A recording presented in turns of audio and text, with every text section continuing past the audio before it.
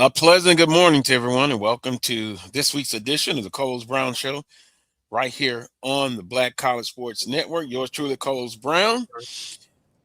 Willa Brown is join us, and I guess we'll have the rest of the panel pulling in one by one. We're off schedule a little bit, but thank God we've made it. Let me say quickly, I'm in a new location, but I'm at the same location, if that makes sense. I'll be brief. You thank the creator. You just thank the creator. I had a nasty fall last Friday, and the good thing is, no surgery needed, no infection. Just what technically it's called is patella bursitis. And you know what that means, Will? You might can adjust to this. I hit my right knee on the concrete. Let me tell you this, folks. Concrete is don't bend, still undefeated.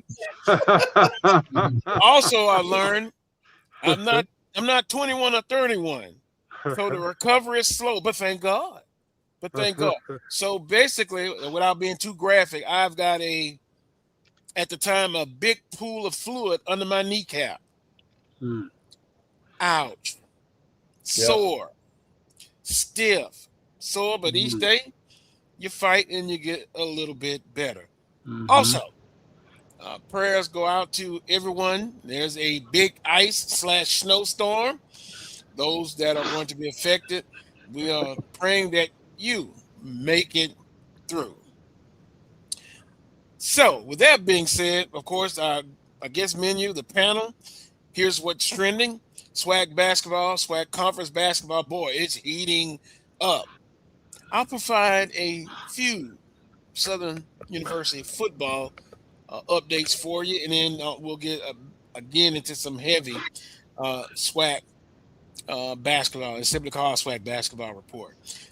Didn't get a chance to talk with you last week, so for all of those who reached out to me, I don't know, maybe they thought I was in a serious situation.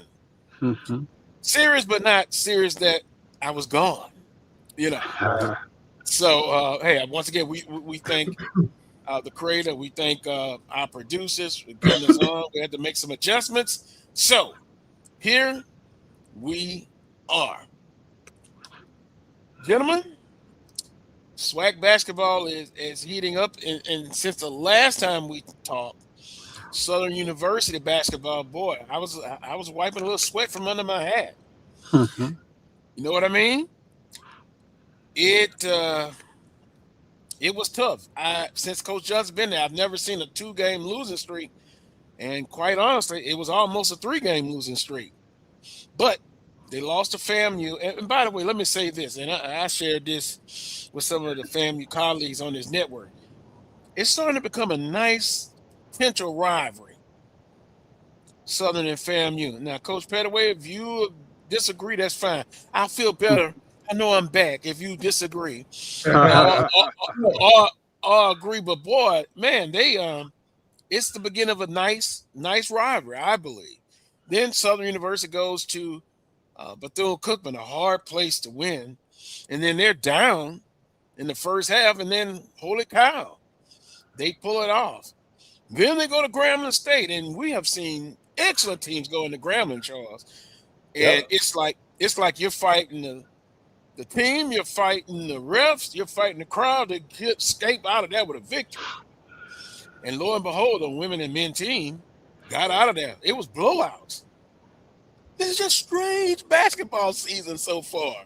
I've seen great teams, better than the ones now, go in there and get scalped. No pun intended, Charles. But man, to blow out Grambling men and women, and no disrespect to Grambling men, because the panel, and not only the panel, they said, man, watch this Grambling State basketball team. They're rolling.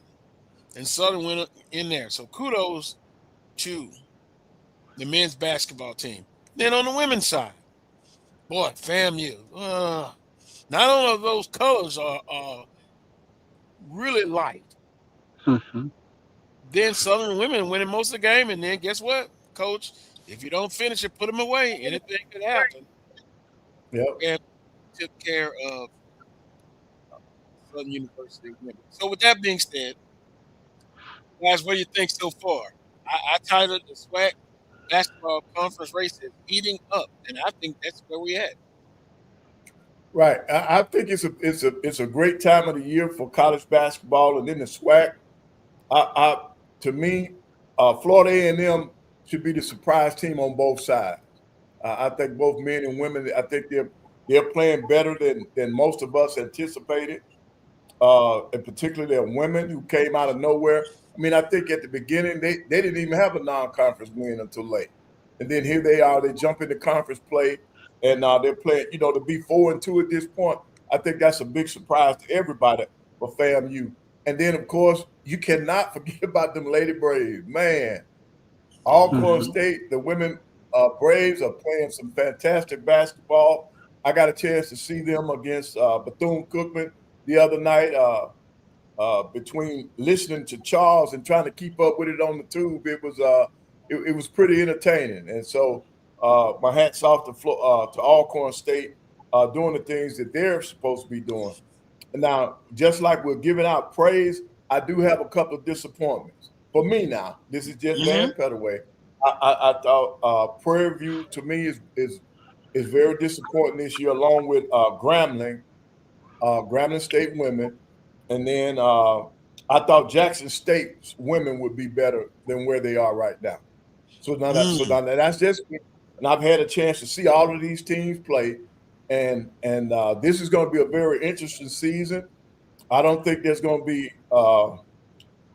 I think it's going to go down to the last week of the season, Carlos. I'm going to be honest. I think you're not going to have a clear-cut winner until the last end of the week of the season. And that means that we're going to have a great tournament. If this continues to play out like it's playing right now, there's going to be an awesome tournament in Atlanta. And all I want to do is get the women out the way. Yes, that's the women. Yep. Your words and your expertise is well respected by me.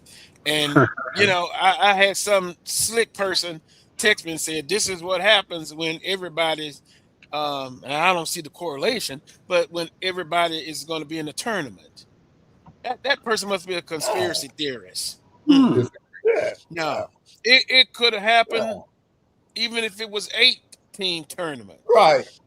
Yeah. And also, guys, I really believe this. You mentioned FAMU not a non-conference win, but who knows you better than anybody else? Teams in your conference. And they're going to fight you. And so on Southern women's side, defending champion, they're going to get everybody's best shot. Mm-hmm. I've seen that already. On the men's side, they're kind of trapped. Here's what I mean. They won the regular season, but they didn't win the tournament. We all know that. But they're also getting everybody's best shot. And so they were picked, second? Bethune-Cookman picked first. Charles on the men's side. Follow what Coach Pettaway said, basically, and we'll get Willow's comment, too, about surprises and disappointments. Yeah, I mean, there's no doubt that what the Lady Braves are doing right now has been something special so far as we get to the third of the way point of the season. If you just look at the stats, we're last in the league offensively, but the reason why we're near the top of the conference with Southern University and Alabama A&M is our defense. It's hard to score 60 points on us, and we're getting just enough offense. And the game the other night that Coach Pettaway referenced to, it's been a chamber of horrors for us to go into Daytona and win at the Wood Gym, but we found a way to get it done. And so this is the big game right here because Florida A&M has been a pleasant surprise. Coach Pressure, as they call her, Bridget Gordon, has done a nice job so far.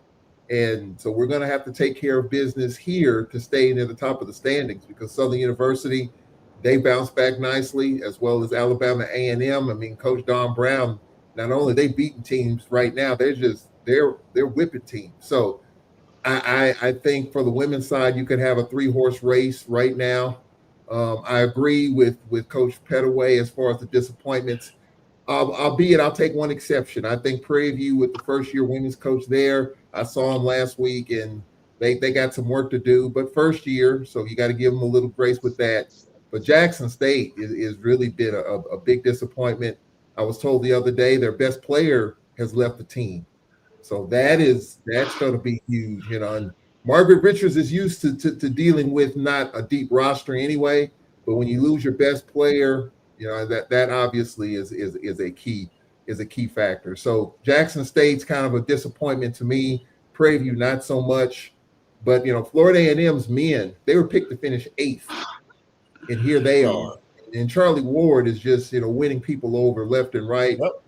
So, being a local guy here with every win is just more confidence.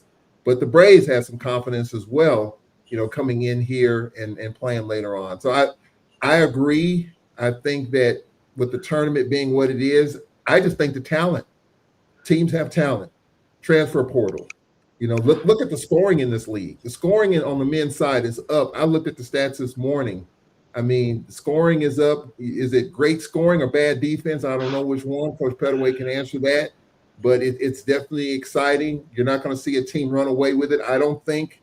I think every week the standings are going to change. I think you got the top 11 teams, 2.5 games within each other from 1 to 11, I think, on the men's side. So this stuff's going to change nightly, and you got to come ready to play. Because even a team like Valley that's been down, you saw what they did, beat Alabama A&M early on, and they've been in some games.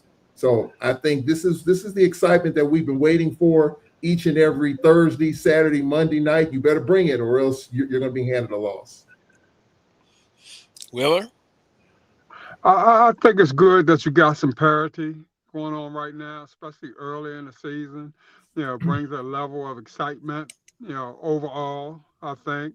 I think over the course of the next 2.5 weeks, it'll start to kind of thin itself out a little bit and kind of separate pretenders from contenders, I guess is the word. But I would doubt that the reason that it's like that is because all 12 teams are going to the conference. I mean, to me, that's just kind of absurd.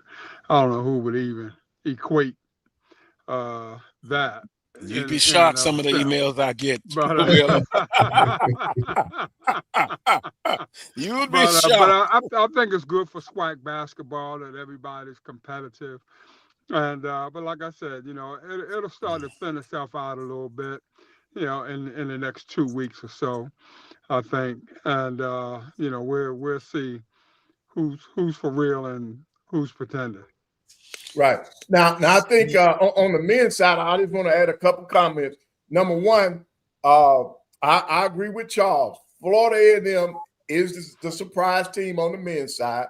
We knew Bethune-Cookman was supposed to be there because that's where the coaches, picked them. And in that transfer portal, when he put together that team, we all thought that was a pretty good lineup. Now, whether or not they're going to continue to play well together, that's a different story. Now, if I'm going to call out a team that I think is a disappointment, just to me now, Charles, think about this. It's Alcorn State, and I'm going to tell you why. They played close games. I remember that Jackson State game was a very close game. Then they come into Huntsville, and they beat Alabama A&M. So I'm sitting there, I'm watching them. I'm like, wait a minute. They got something special right here. They got something special. But I will give them credit. Alcorn State has probably played the most controversial game of the year. Without a doubt. Here we go. They have played the most controversial game of the year. And then, Charles, I do believe that if I was coaching in that game, they probably would have had to suspend me. Because I would have told him a new one on that one now. I know I would have got suspended. Hey, you're not going to tell me that the game's over with. I've been going to my wallet. because I was going to get a fine on that one. There ain't no doubt about that. Yeah. And hey, Carlos, I had to take out a second mortgage on the house, man. I'm gonna get it, boy. I would have gotten it on that one, boy. But Charles, I'm serious. I thought after watching you all against us live, I said, you know what? This is a very special team. I think he's gonna be. I even told Coach Sook after the game. I thought he had a good ball club. You're right there, and the chips just not falling the right way. Because even in that Jackson State game, they should have had Jackson State. So that's a team that you're gonna have to watch down the stretch, because they do have enough pieces that they gonna upset some people now. I think they're gonna upset some people down the stretch. Yeah. Well, I mean, that Texas Southern game, you all saw it. You saw the video. You heard the comments. And for me, I'm just about the operation of it all. Now, somebody told me a couple of days after the game, if they were on that sideline, it would be kind of the same thing that Coach Pettaway talked about. It would be pretty serious. And one person referred to that game as a tragedy, a travesty, all of that. The whole thing about that game, we can argue and debate whether or not it was a foul or not with a half a second left. We can argue that. The video shows it. A couple officials called it. But instead of going to midcourt and saying game over, the video replay was there to look at from the very beginning. If they had done that first, we probably wouldn't be having that much of a conversation about it. But because they ruled game over, and Johnny Jones raced out there, because once they leave the court, that's it. And so Johnny Jones did exactly what he was supposed to do and demanded a second look. And the second look said that there was a foul. We can argue whether it was a foul or not. There clearly was, I said on the broadcast, a half a second left. There was 0.4 of a second, if there was a foul at all. I didn't see it based on the video. I thought it flopped. I thought it flopped. Yeah. So again, that was worthy of an Academy Award. I can tell you that. Just seeing he just flopped to me. Right. Send him an Oscar. So out of please. So out of all that, for me, it's about the operation. If it's a foul, fine. If there's time left on the clock, fine. That's why you have replay to confirm or deny it. If they went to it from the very beginning, there wouldn't be all this brouhaha about it. But that's not the way it happened. And you're not. Someone asked me the other day, were they going to reverse it and all that? That wasn't going to happen. I mean, that was it. The final. We just got to move on. But I got to give Coach Pettaway, the Braves, a lot of credit for Monday night, because that game could, from a mental and emotional perspective, could have a lingering effect. It's your first home game of the year, and yet you lose a game that way. The fans were celebrating. Dean Barnes said on the mic, Braves win, and then you don't. How do you think that impacts the kids, the players? Now, someone said these kids are resilient. They can fight through that. Yeah. But a game like that was tough. But for them to come back and hit a shot with 3 seconds left to beat Prairie View, a team that's got a lot of firepower, just the opposite of Byron Smith coach team, because he's used to being a defensive-minded guy, but they got some scores on that team, including a former Southern player that's on that team. For them to bounce back, I thought it was something special. And I think it does show the resiliency of this team, that how you can get off the mat. And they did that against Prairie View. Yep. All good things, but we were off last week, right? And for those tuning in, they missed me talking about EA. Thank you. It shows that you really care a lot about me, because you mentioned the butt whipping with FAMU over Southern University. Yep, I did give credit on that. But now, 2 weeks ago, and I'm in several group text messages, who brought up the officiating inconsistent? My first thing was to you guys, was it the referee at the time on the baseline running back and forth, didn't see it, or did he see it, or he didn't see, or he saw somebody didn't see? And then you've had other people kind of complain about the officiating this year. It's been very inconsistent. So I think, I think I can say it. Maybe I'll get fined. Who cares? After the week I've been through, Coach, nothing pays me. But it's been consistent, Carlos. Consistently bad. There you go. Yes. And so if I'm a coach on the sideline, security probably would have to take me off. Escort me out. And you hate for the game to end like that, Charles.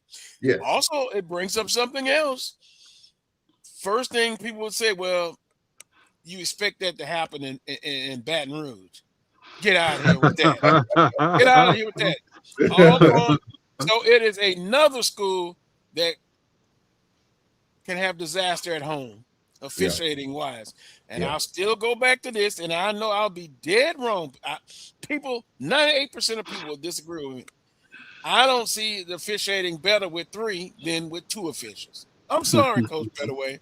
You know, that's my soapbox. You know, I expected a lot better officiating with a 3rd extra eyes. I don't see the difference. It's not better. Well, I'm gonna add this, and I agree. There's a lot of chatter out there about these SWAC officials, but as it was reminded to me the other day, and I don't know if people know this, these officials in the SWAC call games for other conferences too. Conference USA, SEC, Conference USA, whatever. So these aren't just SWAC only officials. These officials are working in other conferences, and for them to be able to do that, they obviously have to pass some sort of muster to be able to do that. So I know we're quick to blame the officials, and look, the operation of what happened last week was not correct. They eventually got it right. We can argue the foul and all of that, but they eventually got it right. But the way they went about it, if they looked at the monitor first, we wouldn't be having as much of a conversation about this. But they didn't, and so the brouhaha continues even a week later. But these officials call games in other conferences, so they must be doing something right in terms of how that goes. And then, and Charles, and particularly on Monday nights, we get the best of the best, and I'm gonna tell you why. Because the officials we get on Monday night, they're not in the SEC, they're not in the ACC. That's their night off. So we get a lot of those guys. We have a lot of guys that are crossover officials. They officiated the SEC, the ACC. The other night, we had 2 guys on the floor that have called in Elite 8 for Division I basketball. So you get great officials, particularly on Monday night when you get that crossover crew coming in. Yeah. So now I know that for a fact now because I know the guys and I see them in the playoffs. And we've always had that since we've got the SWAC plays on Monday night. We normally get the elite officials on Monday night because they're not in the ACC and they're not in the SEC. Yeah. So for me, guys, I just have to back up on the officiating a little bit. I mean, I'm not. I got caught up in it too, and being a homer, of course, I didn't see a foul from 60 feet away. But obviously, if you look at the video, you had one official on the near side close to the camera call a foul, and the one on the baseline called it. The one at the top of the key did not. And so that's kind of where I was after looking at the replay of several times. I didn't see it happen in real time because I was paying attention to what was going on in the paint. But clearly they saw something, and for them to say game over, I think that's where the confusion and all that came about. And Johnny Jones, rightfully so, went out there before they left the court to have them go back and look at it. And so they might have got it. They probably got it right. We can argue whether it was a foul or not, Coach Pettaway. You've seen the video. From my vantage point, it didn't look like it. And maybe I'm sounding like a homer, probably. But you could tell if it's a foul, a dislodge or something, a hack or something. A whistle did blow, from what I was told. A whistle did blow. And it was so loud, I just couldn't hear the whistle. So the officials, they saw it. They looked at it. And so they might have got it right. But just the whole operation of getting to it is what was confusing to me. Did you see that comment? Did you see that comment about AD Drew? Yeah, about 50%.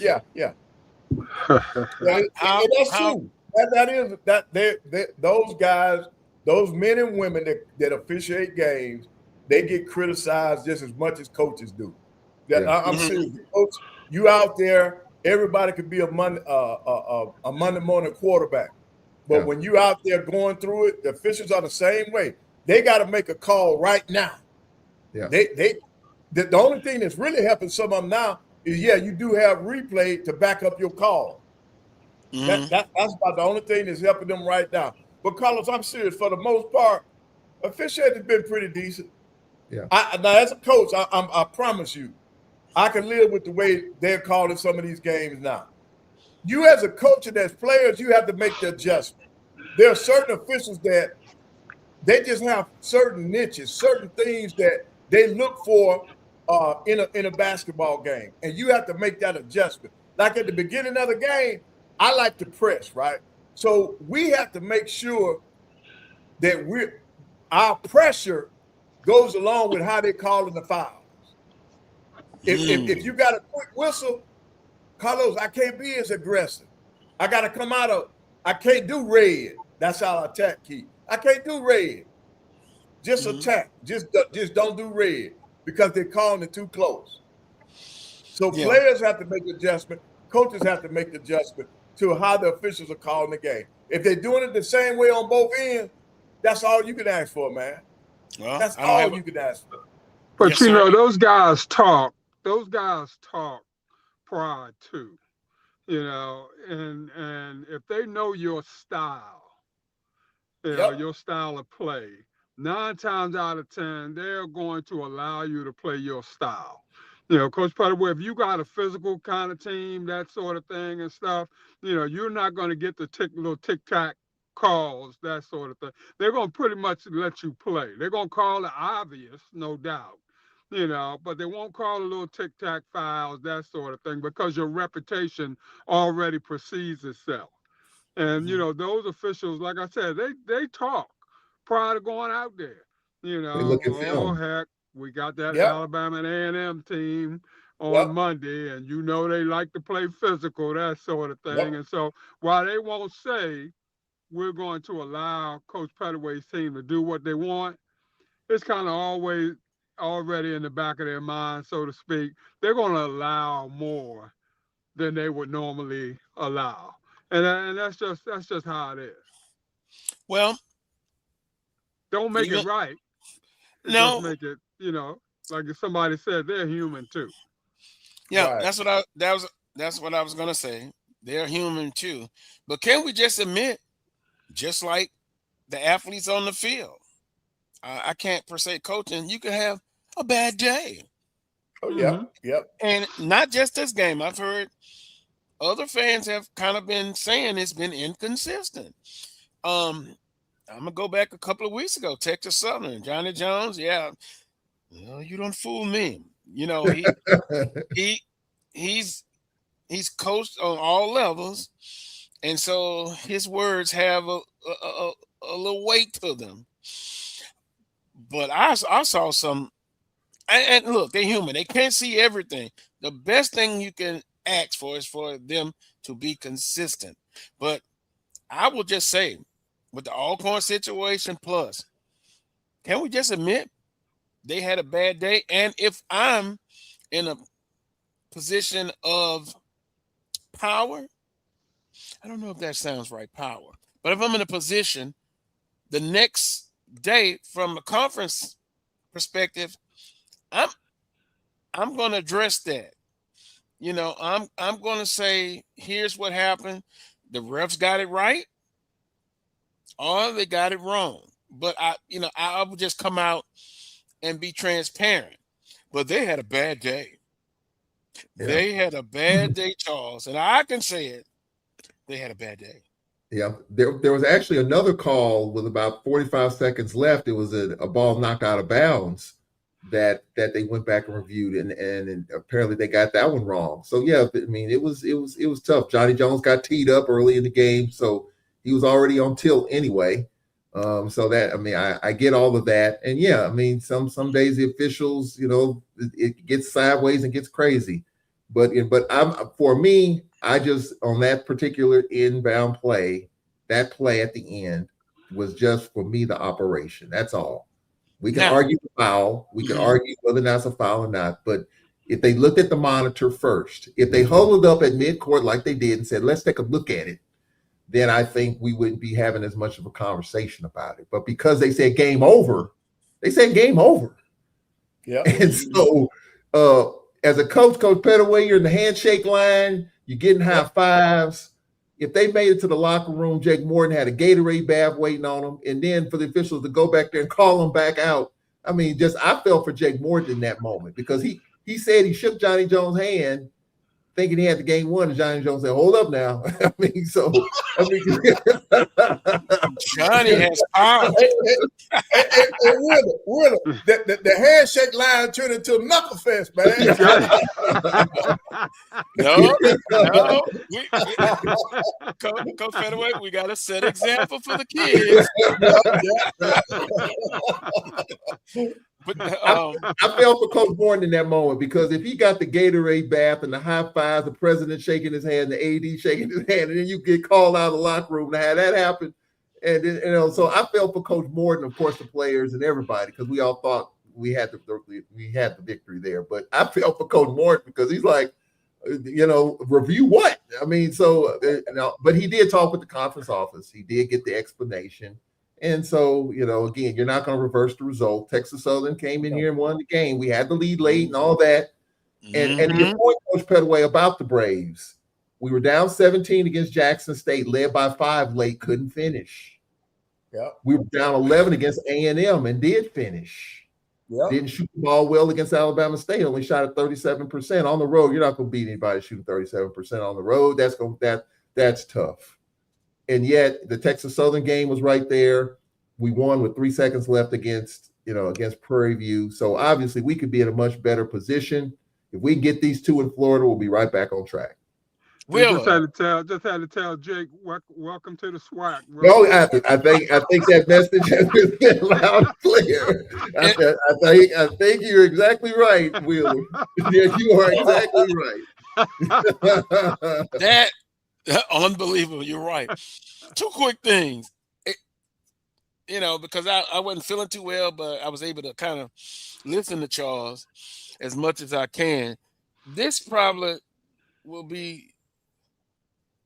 It's probably the second worst call I've seen or I know of in my life. You know what the other one? It brought back memories. Remember the Saints and the Rams a couple of years ago, Charles? Yeah.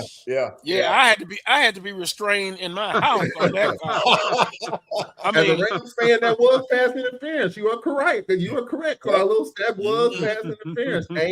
Ain't no argument for me. But did the officials make the call? No, and they changed the rules on that too. So. Yeah, I agree with you. That was pass interference, but they didn't call it. But see, even on that level, now that professional level, they miss calls now. So that's what I'm saying. And as long as you got the human element in there, that's going to happen. Because me as a coach, I promise you, if an official misses a call and that official acknowledges that to me, I'm all right as a coach. Yeah. If he come by, he said, "Yeah, coach, I missed that one." I said, "Well, okay." Now I'm through with it because he admitted that he missed it. They are human, but I think that's why a lot of these supervisors let these officials know they need to communicate more with the coaches. That doesn't mean I stand over there and have a whole conversation with. But when you come by, you say, "Yeah, coach, I missed that one. That one's on me." Now that's as a coach, we move on. Yeah, and if you come and maybe I missed it, the conference, did they release a statement on it, or they didn't have to? I never saw a statement from the conference. Did they release one, Charles? No, that's what I thought. No, they haven't. And I was on Brian's show Sunday, and we were kind of talking about that. I think, Carlos, what you're saying, what you said, it's kind of what Brian Fulford has said, and probably a number of people have said, look, if the conference comes out with a statement, explaining what happened or what didn't happen, it's not going to change anything. But I think the transparency piece would be there. But as far as I'm concerned, there have not been a statement released because you would have saw it on social media. Maybe the coach and the AD has explanation from the conference office. I believe that has been the case because Coach Morton talked with the SWAC folks, and so did our AD. AD Robinson did the same thing. So there was an explanation. It may not be what we're looking for, but I think people and fans want to know what the conference office saw. So I get it. And maybe the conference office will start doing that. Yeah, a PR move. That can help. And I wonder, could we do a poll before this show is over? Maybe in the second hour, Roy. Here we go again. I'm going back to that third official. Do you think official has been better with a third official, or was it better with just 2? I still want to know, and I will accept the results of that poll. Yeah. Will I still complain about it? Yes. Right. Will I still feel bad about it from time to time? Yes. Because Carlos, I'm gonna tell you, Mhm. for me, I like the third official because the game had become too physical for two people. You needed another angle.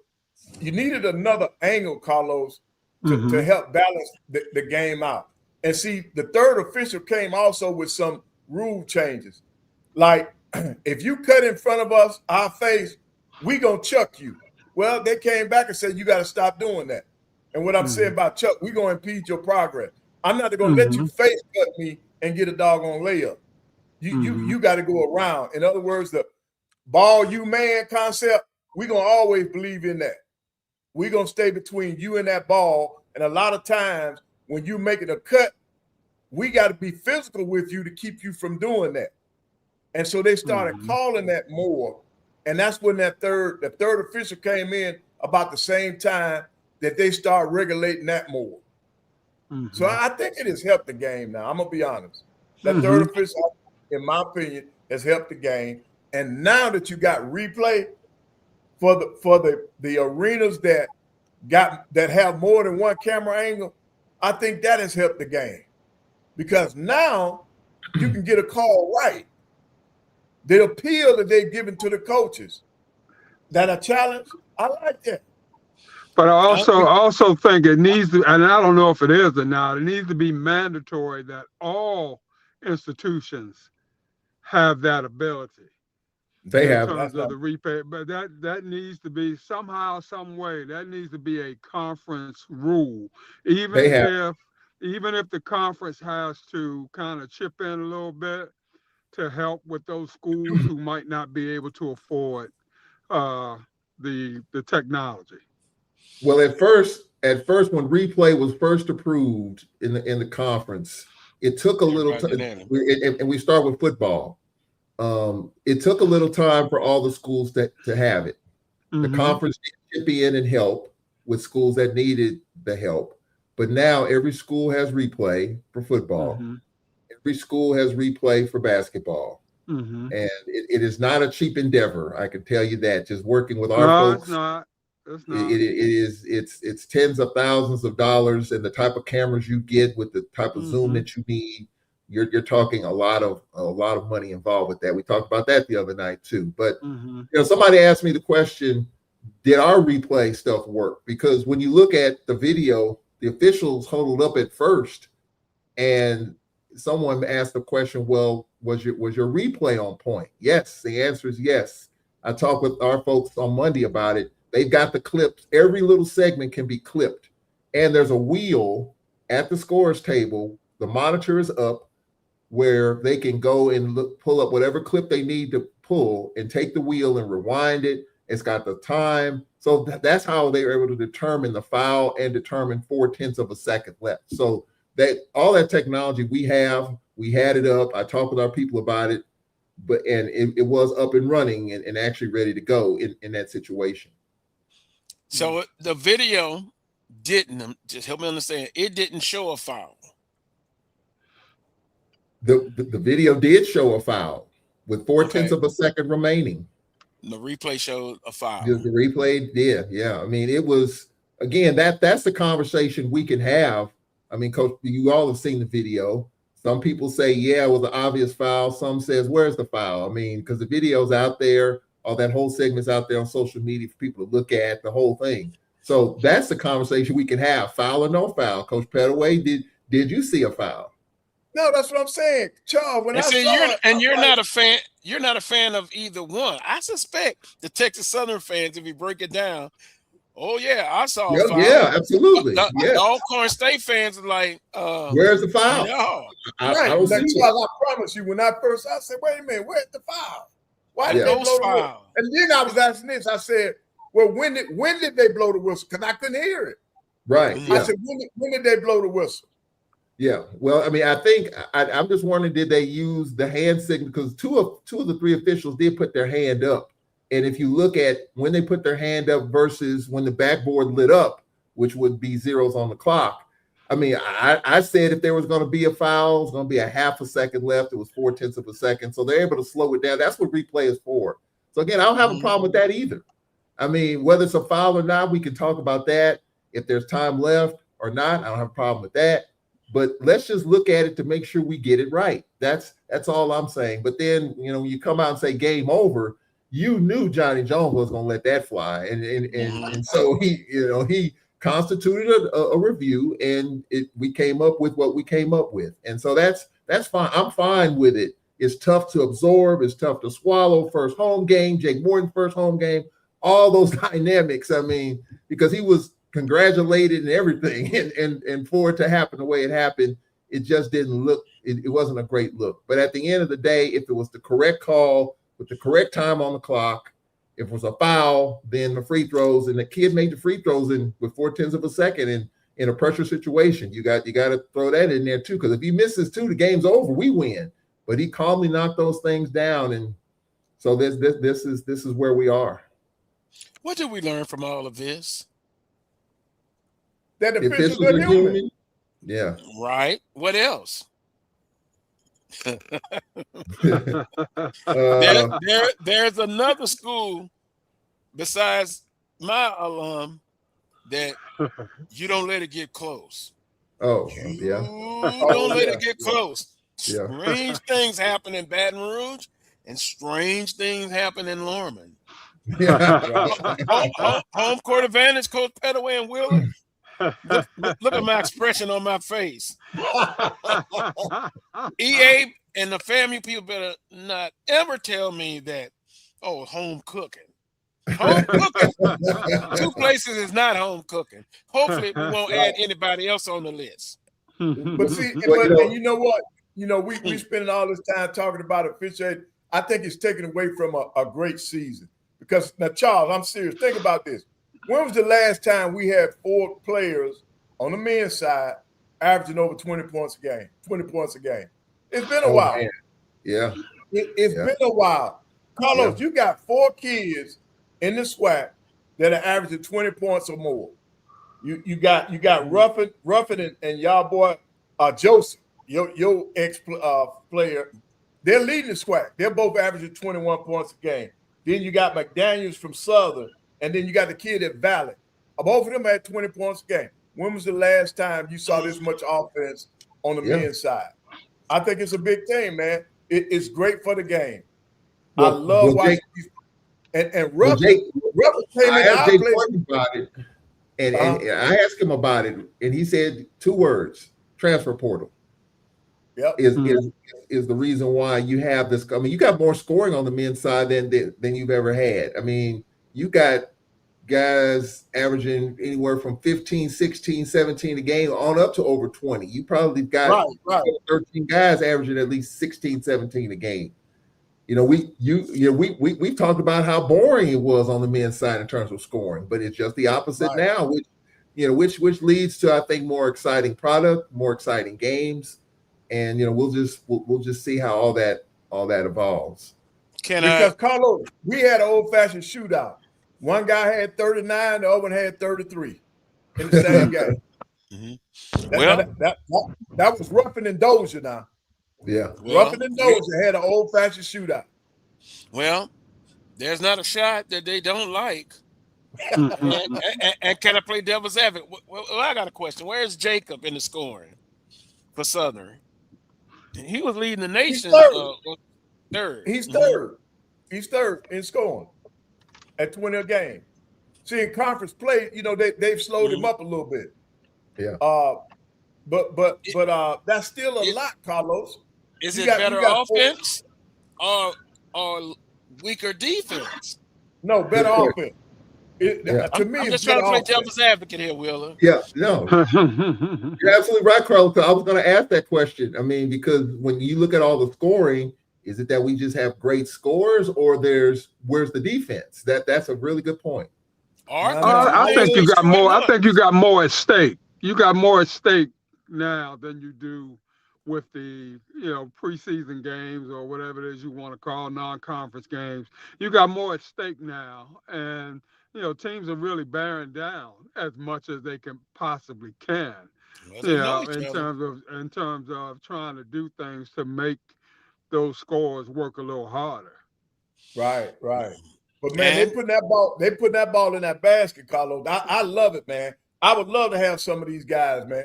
They wouldn't just be leading the conference in scoring. I take a couple of them, they lead the nation in scoring if they played for me. Because I would want them to put that thing up, man. And I think it's making it great for the fans, man. They're watching exciting basketball. And I love it. I love it. To your point, remember I told the story 2 weeks ago. A guy said he rather, I can't believe he said that to me. He was walking out. He'd rather have a game where it's a lot of scoring and Southern lose than to have a boring defensive struggle. Game. Yep. And Southern wins. Well, Carlos, that's a guy that never coached. I looked at him. I should have took his name down. I never saw this guy again.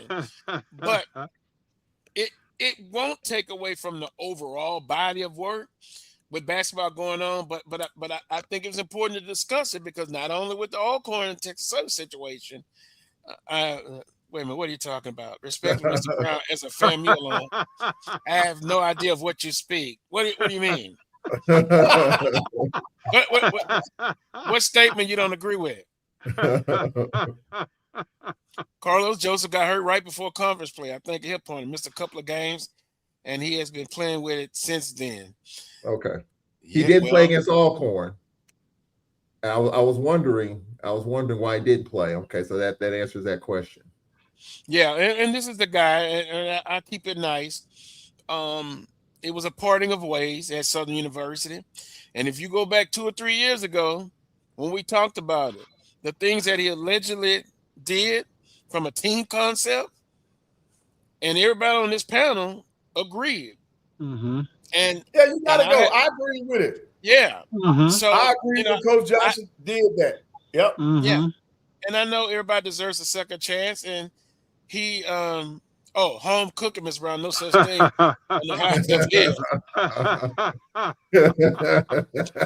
Yeah, on that Southern Alcorn, right? That you don't. That's strange things happen. Put some coleslaw on that barbecue, Carlos. Put some coleslaw. They can forget that on the 7 Hill. Charles, I think it was either double or triple overtime where they beat me by 1. Gillespie was the coach then. And, that was my last trip to FAMU. Got me, I think it's either double overtime or triple overtime, and they got me by 1. But when you look at the free throws, they shot too many. I didn't shoot enough. I think I had 5 or 6. They had like 26. So, and you were, and your team was on the road, correct? Yeah, I was at FAMU. Yeah, I was at FAMU. Well, he can't tell me nothing else. But Gillespie was their coach then. Yep, Gillespie was their coach then. And I'll say this. Remember early in the show, I said it's a potential of a nice rivalry. They're coming back. They're coming to Baton Rouge, if I'm not mistaken, second go round. It should be very, very interesting. but I gave him credit. Out of the two, I was most shocked, actually, by the women's loss. Now, was I shocked about the men? Yeah, anything could happen. And you're going to get people's best shot. I'm telling you. Prairie View women didn't play bad. You said they're the most disappointing, but they're playing the defending champs. They came in and held a good account of themselves. Yeah. So, even if I got to limp into that FAMU game, I got to be there. Well, let me add a caveat about Bethune-Cookman because they're right there. I just happened to, of course, our women played Bethune the other night, and I just happened to get into the arena when the men were finishing up their practice before we all took the floor, and Reggie Theus was on it. As animated as I've ever seen him as the coach of Bethune-Cookman. He says, we're on top, we're near the top, and it's going to get even harder. He said, you got to love this stuff. You got to eat and drink and sleep this stuff. So what he was saying is, I'm not taking my foot off the gas. And this is the best team that he's had. You know, if you look at the collection of talent, this is probably the best team that he's had since he's been there. And he has a window. I think the window's never closed. It might be a little smaller to jump through it, but they got a window. This is the biggest window that they've had to win it, the whole thing, if all the pieces come together. And so Reggie Theus was on it. And, you know, he's got Jackson today. Jackson's playing really well. And then, of course, we're going there. So Bethune-Cookman can really establish themselves. As Wheeler said, could be some separation. I think that's what Reggie Theus is saying. Like, look, if we get these two, you got Jackson State, one of the top teams, and the Braves kind of right there. We can definitely help ourselves here at home. Well, Coach Pettaway, that was works for me. Works for me, Coach Pettaway. I think I would have slid a couple calls that way. Oh, yeah. Well, can we agree? Someone said it earlier. I think it's going down to the last week. Yeah, I do. On both sides, women and men. So 2-game losing streak here. Next week we come back and maybe a 2-game winning streak. Yeah. Consistency is the thing I always preach. And when adversity hits, can you overcome it? You know, in basketball, you have a chance to overcome it. Because, you know, you got a game, what, Coach Pettaway? Couple of days later. Yep. Baseball, you have a couple of days later. Football is where it really you got to soak a whole week till you get another opportunity. Last weekend, Southern 60-43 over Grambling State on the women's side. Also, on the men's side, and I can pull it up. I had it right here. 71-53. Southern men took care of business. Both blowouts. And then Southern Thursday night against Mississippi Valley State. I have that somewhere. Let's see if I can pull it up. You know, I had to make adjustments. I had it somewhere. But 69-46. 69-46. Southern over Valley. That's right, 69-46. So Southern has bounced back after that loss.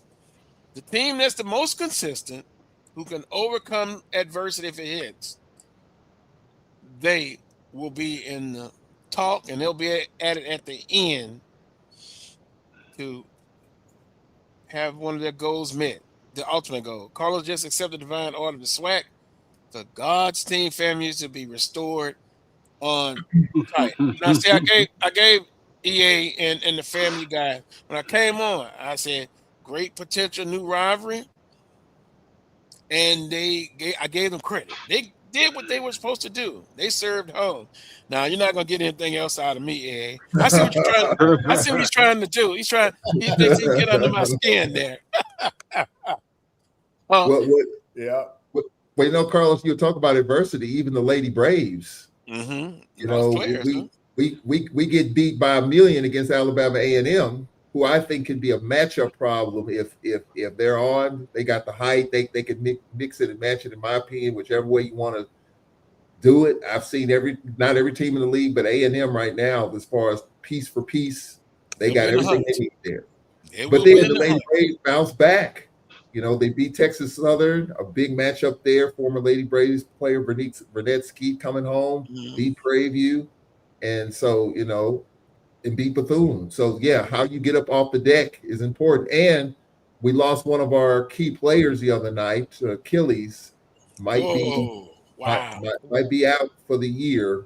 We'll know when we get back. It doesn't look good. But Leah Houston, one of our key contributors off the bench, hurt her Achilles, left the arena the other night in crutches. So that's going to be a piece that we're down. So we'll see how that. I mean, next person up. I mean, so because for Nate Kilbert, I mean, back-to-back SWAC championship game appearances, would like to hoist the gold ball somewhere, whether it's regular season or tournament. And so right now we're trying to stay on top. But FAMU's right there, A&M's right there, Southern is right there. And so I think on the women's side, you're the days of the Jackson States in which they go 17-1 or whatever it is. I think that race could very well go down to the wire. Right. And now, you know what? One of the teams that we haven't talked about on the men's side, Jackson State. Mm-hmm. Jackson State playing well, man. Sean Ruffin. Hey, Mo got them playing. He has them playing well. Ruffin. That's a team that you're going to have to reckon with. And then I think I just saw the other day where ESPN is coming in there to do Sports Center. So you know, they're going to be getting the pub. They're going to be getting the pub. But I'm serious, on both the men and women's side, it's some great basketball being played. Yeah. It's some great basketball being played, men and women. Yeah, competitive. Very competitive. Let's take a break. Then when we come back, hopefully we'll be able to put up the standings. You know, albeit it's still early, it's still telling quite a story. Then also Southern football update. Schedule will probably officially come out February the 4th on the signing day. You kind of know the conference schedule already. You just flip it, right? We also talked months ago about a money game. No, I mean, Coach Pettaway, the conference. Like, they played Alcorn at Alcorn last year. Flip it. Alcorn's coming to Southern. But are we Southern's homecoming opponent again like we were 2 years ago? I wouldn't tell you that, but it's a possibility. I need to start getting ready. just add another trooper. Need to work on your driving skills, Charles. Yeah. Need to work on your driving skills. Oh, don't worry about it. Run up on the grass a little bit. Hey. No. This time we're gonna have him spend the night there. He gonna go to the arena Friday night, or the stadium Friday night. He ain't gonna wait till Saturday morning.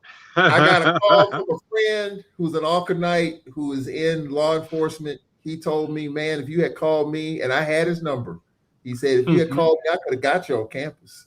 So I got him on speed dial. If we got to go through that again, I don't have to worry about it. So we good. We good over here. We good. It's a possibility. Okay. I'll just leave it as that as my eyebrows go up and down. So let's just take this time out. Then I'll come back and discuss a few more things. And then, of course, later on, we have our predictions. We'll have the schedule for basketball. I can't do anything but sit and watch SWAC TV. Good basketball, though. Yeah, good basketball. Yep. Yes. Boy, this knee is stiffening up now. and it's elevated, but thank God. You good, Carlos. Thank God. Oh, yeah. You good. Look, I've done shows after a root canal. Oh, my God. Wisdom teeth taken up. It's bad for me to not show up. Yeah. But I put the old hard hat on, and I look, and let me just say this now. You know, I'm transparent. Thank God for my better half. She's not going to let you lie around in pity. She's not going to let you feel sorry for yourself. She's going to be there for you. Get up and walk a little bit. I know it hurts, but get up. So I definitely appreciate her and everyone who said, man, something's not right. I appreciate you guys. You checked in on me. I really do appreciate that. We'll take a time out. You're watching the Carlos Brown Show right here on the Black College Sports Network. We shall return. For over 30 years, HBCU Image has been more than just an apparel store. We've been a movement, a statement, a legacy. We celebrate the pride, the purpose, and the culture that make historically black colleges and universities legendary. Whether you're a student or a lifelong supporter, our gear lets you wear your HBCU story with confidence and style. Because when you wear HBCU Image, you're not just wearing clothes. You're wearing culture. You're wearing pride. You're wearing purpose. HBCU Image, a Kenny T's company.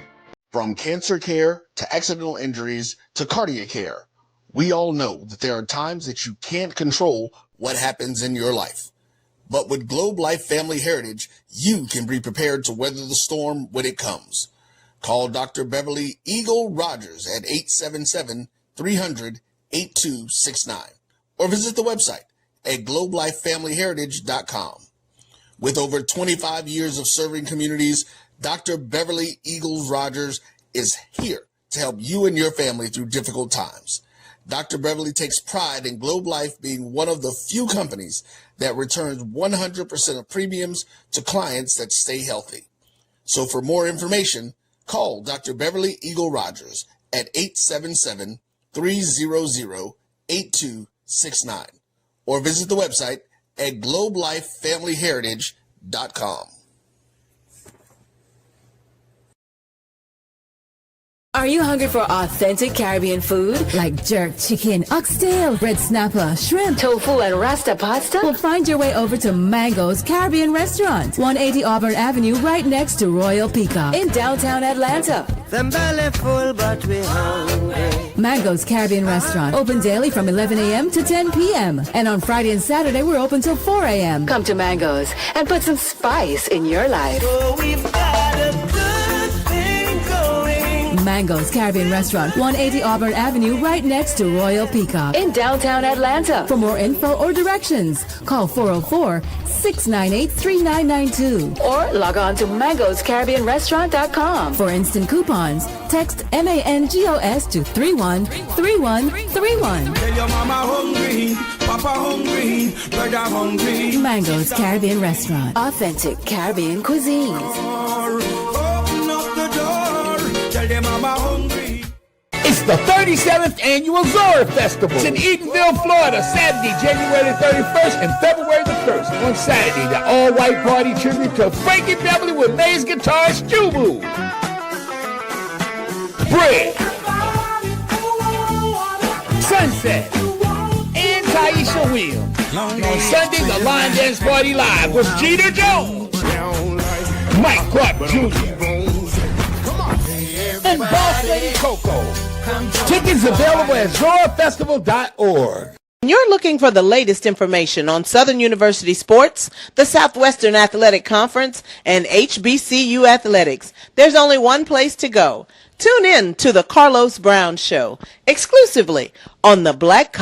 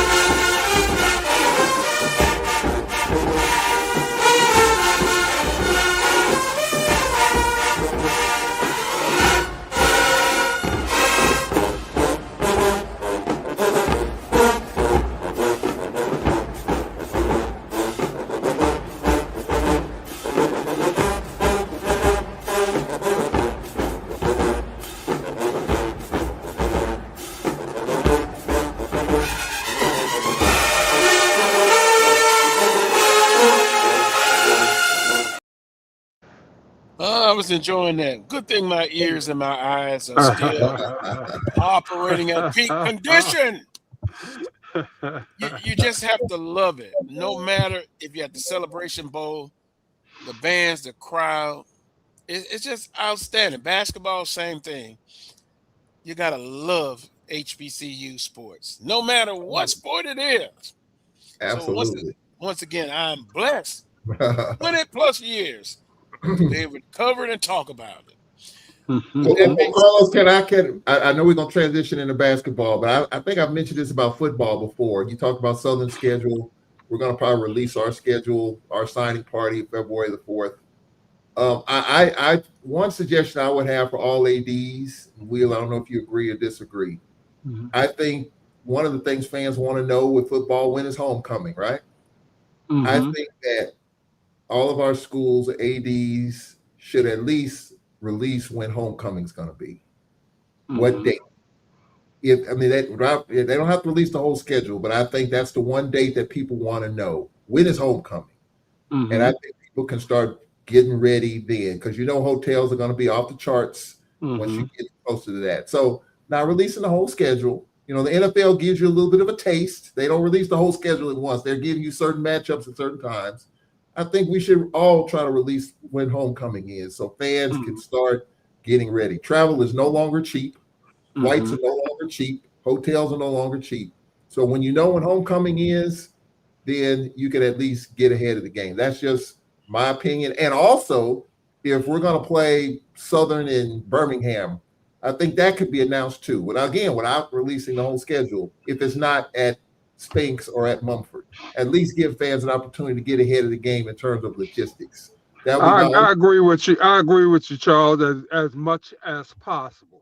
Yeah. If you're at the mercy of, the whomever's in your particular town or in your particular area, if there are other events that are going on, that sort of thing, or maybe going on, which prevents you from, having homecoming at a particular date that you would like to, that sort of thing, then, you're kind of at the mercy, of some things.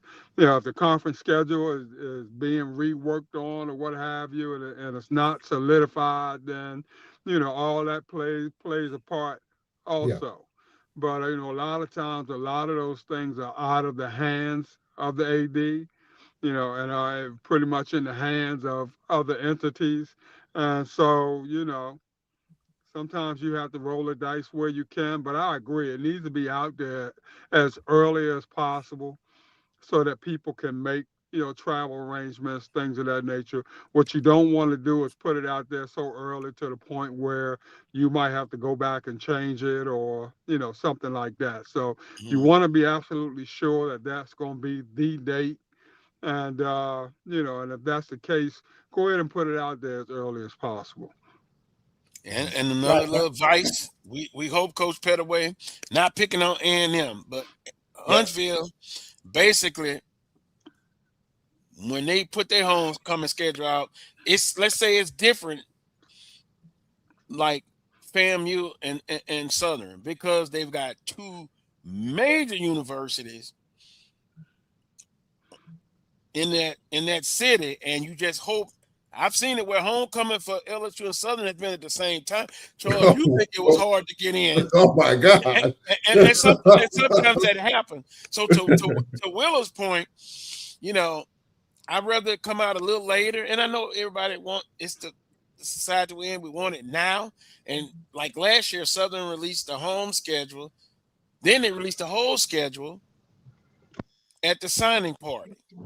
And so I suspect that's going to be. Now, it's the worst case kept secret who Southern's playing in the first game. I've got a little bit of information.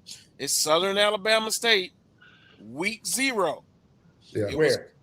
It was supposed to be Mobile. Birmingham. That didn't work out. Yeah. Now, as of now, yes, Birmingham. But then my question is, would it be at UAB Stadium, which I think would be better? You can shake your head, but Legion Field. I was told at Legion Field. I was told that recently. I did ask that same question of a source when we were in Alabama. Was it going to be at Protective Stadium or was it going to be at Legion Field? And I was told Legion Field. Now, Carlos, that's better for the Southern Knights because you can't tailgate at Protective Stadium, but you can tailgate at Legion Field. You know how you all bring all them RVs in? They don't have anywhere to put them over there at Protective Stadium. But you do have that at Legion Field. So from that standpoint now, it's better for your fans at Legion Field. Yeah, at Legion Field. Valid point. Now, also, this is not official yet. And I was told from a very good source, that there are 2 other places have made nice offers. Oh, for that game? Substantial offers. Yeah, but if that game's in Birmingham, it'll be well attended. Yeah, well, I just believe my opinion is going to end up in Birmingham. The money game is the University of Houston. I was told from another good source, man. I don't know why I was thinking 350,000. Oh, they're gonna get 500 plus from University of Houston. So you got your money game. Then you're gonna have a Division II team. Then you're gonna have a team below Division II. Which Division II team? Which Division II team? Louisiana Bible. Louisiana Bible. No, You don't have to worry about Lincoln. Oh no, thank about that God. one. You know, they got another program in Louisiana, albeit in NAIA. They're pretty good for their classification. So we won't talk about that just yet. But I've heard Kentucky State. And here's the thing. Kentucky State got robbed last year. Here we go with officiating again. Oh yeah. I'm going to get reprimanded. I know I'm going to get reprimanded. Yeah. We know what happened in that game. Then we also know this. The head coach is a Baton Rouge native. So say no more.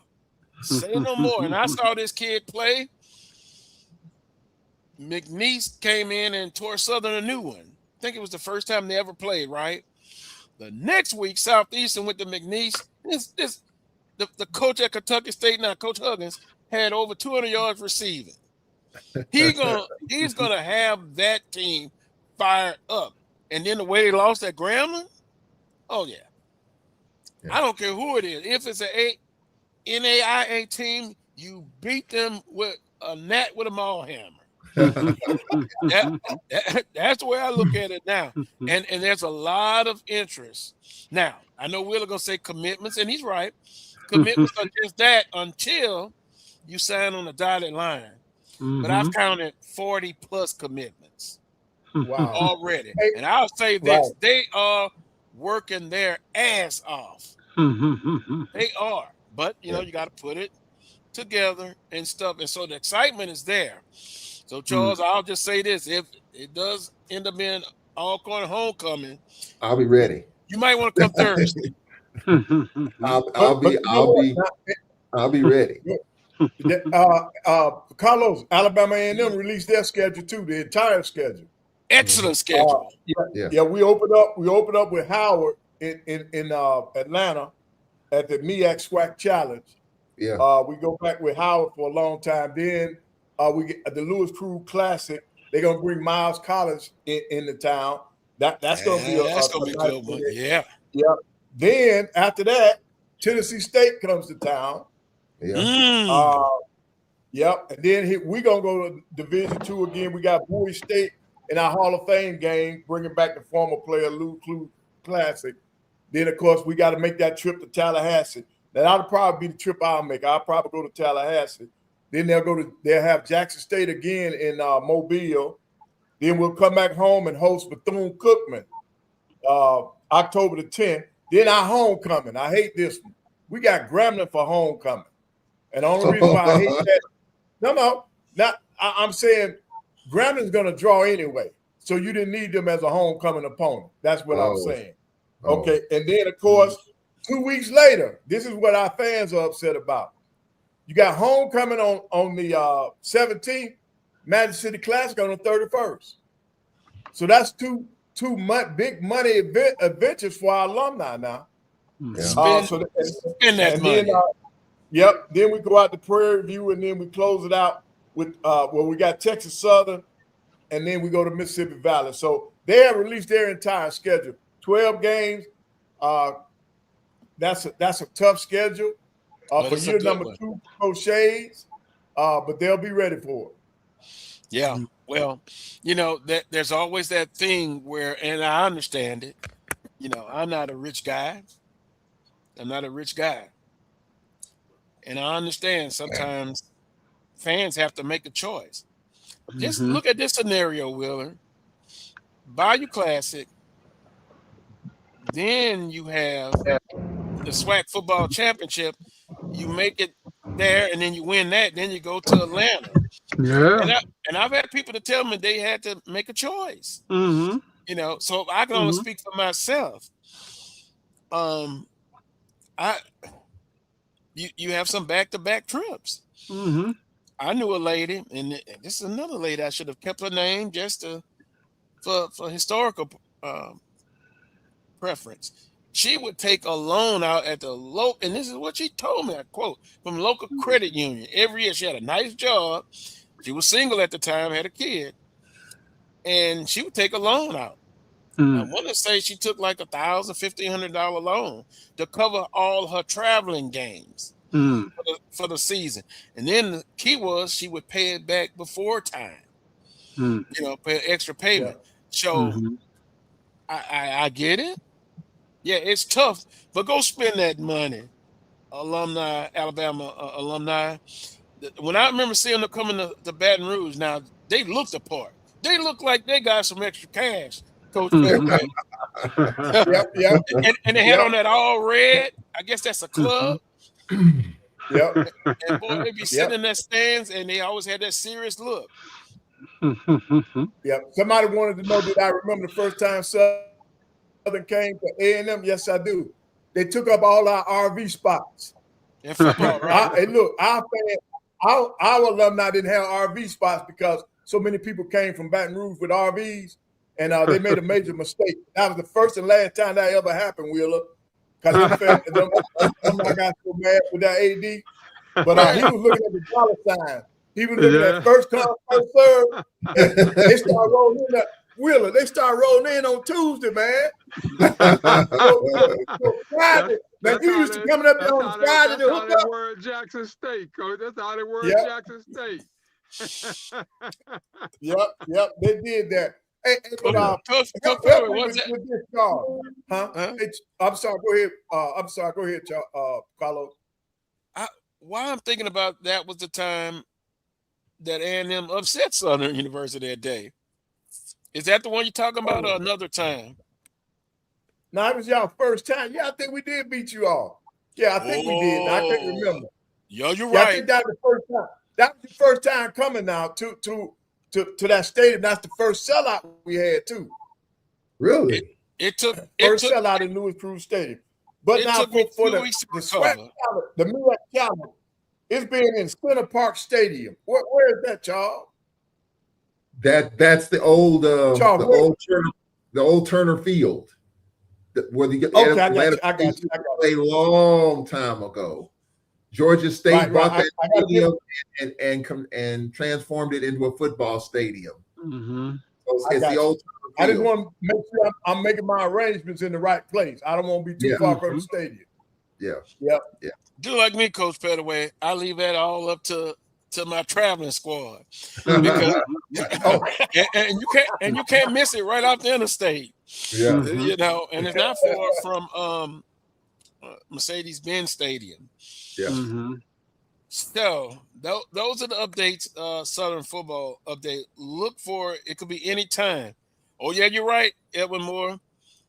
I remember that game. I was there. That was my first. One of the first things when I got there was, and this was in 93, Coach Pettaway, somewhere in that time. They have an international airport, and my city doesn't have one. Okay, nice. Also, the picture from the Advocate told it all. Second play of the game, that quarterback for Alabama A&M took it about 75 yards or 80 to the 2. And then they scored on the next play. I was like, whoa. And Southern was heavy favorite. Yeah. And then the next day in the Advocate, the local paper that is still in existence, you had Coach Richardson sitting there like he had just lost at that time his best friend and wife. That was shocking. That quarterback rushed for 200 yards in that game, if I'm not mistaken. And they were warned. This guy, a coach on the staff, recruited him when he was at another place. So I remember it well. Beautiful campus, clean. Yep, Southern fans showed up. For some reason, Southern believes in, it's like going to church and they Sunday best. They're going to show up at your place. Yep, they do. And they were winning back then. I mean, they were winning. So, again, that's one of the things you kind of put away in your long-term memory. that was really, really good. And then I look forward for Southern A&M to eventually play again in future years. Well, we need Now- to get Southern and Alcorn back on the schedule. Mhm. See, we're not playing Alcorn this year. Yeah. And I was shocked, y'all, because y'all came up last year. Well, that was a makeup game. I believe it was a makeup game from the COVID era. You know, during COVID, we didn't play, and I think that was one of the games that we were scheduled to play, Alabama A&M. And because of that, the schedule, of course, got all thrown out of whack. And so that's the reason, that was the reason why that game was played last year. And and I was looking forward to seeing if we were going to play A&M, but then they released their schedule. Obviously, we're not. And even at Alabama State, I was talking with Dr. Cable when we went over there. Like, are we playing each other this year? He said no. He said, as far as he can remember, we don't rotate on each other's schedules for several years. So that probably tells me that Bethune-Cookman is probably next up as far as who we're going to play. From the eastern side, you're going to play Valley every year. You're going to play Jackson State every year, and then you got Florida A&M that rotated on last year. So those are our three. And FAMU comes to Alcorn this year. I want to add a quick point about the scheduling. You talk about playing down these D2 schools. Someone, I was having a conversation with somebody the other day that well sourced, and they said that the price of playing these D2 schools is going up. I would imagine that it would. Someone told me that Tuskegee got a six-figure payout. Really? Yeah. Yeah, you probably for the Turkey Day Classic you talking about. They didn't name the opponent, but Tuskegee got a six-figure payout, and they said that could be a going rate going forward in terms of playing those type of teams. So so don't be surprised if those kind of games might be scarce if our schools aren't willing. They're able. I don't know about six figures, Charles, but I can see it getting to about 70, maybe 75. Yeah. I can see it getting to that point where, previously it used to be like 15, 20. Right. Well, let me ask you this. Tennessee State is playing A&M and some of the other SWAC schools. Mm-hmm. Is this a precursor for what's to come? I don't know. I think it's a lot of politicking going on, in terms of why it hasn't happened sooner than now. Yeah, but I guess it's wishful thinking, Coach Pettaway, that's for sure. Yeah, right. And it may be a prelude. Right. Well, let me ask you: do you think it'd be a good fit for them to come our way? I think it would. I think it'd be a better fit than the MEAC. I think it would definitely be a better fit. Travel wise and pretty much otherwise. Got a lot more rivalry and with the SWAC schools, that sort of thing. And if I'm looking to make a choice, it would definitely be SWAC over MEAC, no doubt. And now you can basically play 12 games a year. Mm-hmm. I look at it as some will be able to pay it, no doubt. Some in the conference may have a struggle, and then some on the lower end financially, it's going to be tough. You may see some teams just play 11 games instead of 12. Well, from a revenue point of view, Carlos, they all need it, but other things get in the way. So things happen. It is what it is on that one. Well, but we can forget about FCS playoffs as long as we're doing a D2 thing. We're not going to qualify.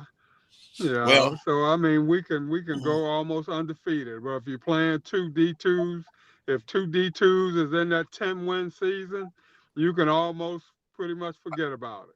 Well, I'm gonna add something to that because we weren't on last week. Of course, again, I interviewed Dr. Cable, and this is on the record because they didn't make the playoffs, and I wondered what their opinion was when it comes to the playoffs because we talked about it so much on this show. Dr. Cable told me that they were prepared to go to the playoffs this past season. They were not selected. But if they were going. Now, he did add the caveat home game at Hornet Stadium. And so and of course they're data driven. They're looking at all that stuff. So I was really surprised that he said that. Now he did say North Dakota State probably out of the picture if that was going to happen, but Dr. Cable and Alabama State was prepared to go to the playoffs if selected, and most likely if they were going to get a home game, which they kind of felt that they probably would get, but they didn't. They very, very well could have been in the playoffs, and that would have been interesting. Because I just didn't think they would be interested. We had that conversation, but how? Go ahead, Coach Pettaway. I think you're thinking the same thing. Man. Carlos, they couldn't go because of the Turkey Day Classic. That game is played after the playoffs start. Right, where they going to move that? All he told me was they were prepared to go if selected. I think you always want to hold out hope. I think, but if you're well versed enough, in how this game goes, you know that you got to be in the top 16, nationally in order to get a sniff. And we know that strength of schedule, as long as you got those D2s on there, guys, it's going to be difficult to get in the top 16 to be able to qualify for a slot in the beginning. That's interesting. I'm going to have to go look at that because we've always stated for the record, Grambling, Southern, and Alabama State would not be eligible to go to the playoffs because of the scheduling. So for him to say, I don't know. I'm gonna have to ask him a direct quote on that. And I got his number. That's interesting. But the other 9 teams in the conference, they have the opportunity to go to the playoffs. And you know what they're gonna have to do? They're gonna have to play their what's the revenue of the FCS playoff? Slim and none. Slimmer and none. Hold up. Dr. Cavill said they play on a Thursday. If playoffs start on Friday, come on, that's enough preparation. Theoretically, they could play in the game. I don't think the NCAA will allow you to play twice in the same week. I don't think NCAA will allow you to play twice in the same week. So the playoffs start. Well, I need to look at the date. Some of them start on Friday, and then the first round, and some start on Saturday. That's still tough. But if you play on Thursday, you're going to be ready to play again on Saturday, and you got travel in there too? Come on. NCAA is not going to allow that. NCAA is not going to allow that. That's a student-athlete welfare issue. NCAA is not going to allow that. I didn't go into any detail, and because I was surprised when he said that because we talked about the playoffs and because Alabama State was mentioned. We talked about Alabama State and their record and all of that, and so I asked him about the playoffs. What does he feel about it? What does Alabama State administration feel about it? And he said they were on go for the playoffs. They just didn't get selected. So let me ask you this: could you drop a game from their side? Hey, Wheeler, could you drop a game that late? In other words, if you get selected, can you drop the Turkey Day Classic? I mean, they can, providing that it's going to be agreeable with, opponent. If you got contracts signed and all that sort of thing, Coach, you got an agreement with the city of Birmingham or wherever it's held, and all that sort of thing. You looking at lawsuits of the yin yang. That's what I thought. Yeah. I mean, if you're willing to pay all that, and he thought, God bless you. And he thought, did he think maybe they would get a home game? Yeah, they'd be on the road for a home game. Yeah, I think that was kind of what he was kind of throwing out there. There's a possibility that he could have a home game. I'm looking at, Dr. Cavill just put up a post that said they could cancel the Turkey Day Classic and pay him out. Now, yeah, but what about your alumni that them book rooms and all that stuff, man? That's a public relations nightmare. That's an AD killer right there. That's an AD killer right there. Yeah, man. He's not making that decision by himself. You know he's running up the flagpole to make sure all eyes are no doubt about that. And they run all them folks out of town, man. They run all them jokers out of town. That happened, boy. Secretary Johnson, would you sit in? I still call him Coach Barlow, and you come in the room. You remember how Charlie's Angels, and you never saw the boss guy. I wouldn't even turn around. You just see a puff of smoke coming up. No, sir, that's not gonna happen. And then you don't make any money in the FCS. And remember, we had these debates for years. Right. Mm-hmm. Yeah. What was the term we used? The benefit? No. What was it? It's not a financial benefit, but some argued the exposure is worth even not getting any money. Nope. I guess I don't have to worry about that because Southern Grambling, I mean, it's happened before, but that's just not gonna happen. It happened in 1988, Carlos. I remember like it happened yesterday.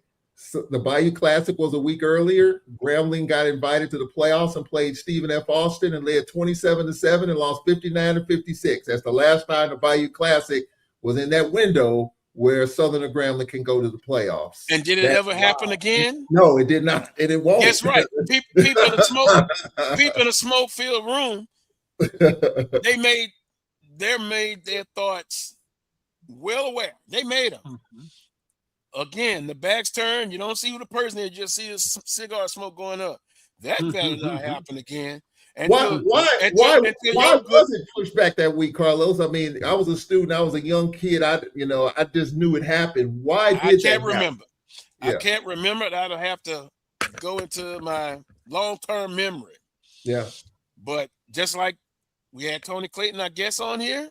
Yeah. When he moved that, oh boy, we over a can of worms there. He moved that Jackson State, that Southern Jackson State game. I was told the legislature, black and white, told him that better not ever happen again. I think I should have asked him that. but was that politicians got in it. Moved it where, Carlos? Okay, Southern was the home team that year, and they moved the home game to Jackson. Southern fans still came, but the business people were hot as fish grease about it. So you may have won the battle, but you didn't win the war. Hell, people were really pissed off, you know. Yeah. So what? You only seat 25,000 at that time. That's 25,000 packed. And for the Jackson State fans that could get in, you got in. For those that couldn't, oh well, stuff happens. Yeah. Well, Chuck Hunt just chimed in. I don't know if you saw it. The Bayou Classic used to be played before Thanksgiving in the 80s when Grambling was competing in the 1AA playoffs. Now, how many times? How many times did that happen? I don't know. Grambling was in the playoffs in 1981, playing in the national championship that season, Boise State in the snow in Boise, Idaho. So 1985. Yeah, 1989 against Stephen F. That's the one I remember. Well, that's historical record. 85 and 89. Yep. Wow. Yeah, three times. And it'll never say never, but there hasn't been any since then. And you know why. You know why. That game in itself, tennis-wise, goes more than the first, second, and third round of the playoffs. Right, but Charles, back when McNair was quarterbacking, didn't they get all quarter in the playoffs? We were in the playoffs in 90 in 92 and 94. We played Northeast Louisiana. That's what I thought. Now Louisiana Monroe, and then Youngstown State. Jim Trustle was the coach, and it was 20 below zero. I was broadcasting the game from the roof. I'll never forget it. So we've been in the playoffs, no success. No. So it's, the SWAC is over in the playoffs. And I think that's what sours a lot of people on the whole playoffs thing. And then you add that, you layer that with the lack of financial positivity behind it. Even the commissioner, Dr. McClellan, and I asked him this several years ago, do you see the financial model changing for the FCS playoffs? And at the time he said it is not going to change. It probably will not, because he did say the March Madness, I think he mentioned March Madness finances is what pays for that. Now, I'm going to say this. and I don't know if you all read this. There's a private equity. I read an article on this on X or somewhere where there's a private equity firm that might be. This was probably 3 or 4 months ago. A private equity firm might get involved to help infuse some money in the FCS. I saw that. I saw that too. Yeah. So if that happens, then it may make it more attractive. But will our teams buy into it? Will our administrations buy into it? I would say maybe for some, hell no for others. And so we'll just see. We'll just see where that takes us. That's another whole topic. Private, right? Yeah, private. Yeah. Private. Well, we don't know who that could be. I've heard rumors about Saudi Arabia wanting to put money in that. So let's just be careful. I can't believe I'm saying this. Not all money is good money.